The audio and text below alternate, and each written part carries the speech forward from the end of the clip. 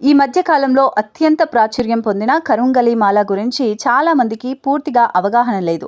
దీని ప్రత్యేకతలు తెలిస్తే తప్పకుండా ఆశ్చర్యపోతారు. ఇటీవల కాలంలో కరుంగలి మాల చాలా ఫేమస్ అయింది. రుద్రాక్ష మాలతో పాటు కరుంగలి మాల కూడా చాలా ప్రాచుర్యం పొందింది. చాలా మంది సినీ సెలబ్రిటీలు ఈ మాలను ధరించడం వల్ల సాధారణ ప్రజలలో కూడా ఈ మాలపై ఆసక్తి పెరుగుతోంది. తమిళనాడు రాష్ట్రంలోని డిండిగల్ జిల్లాలో ఉన్న పాతాల శంభు మురుగన్ అనే ఆలయం ఉంది.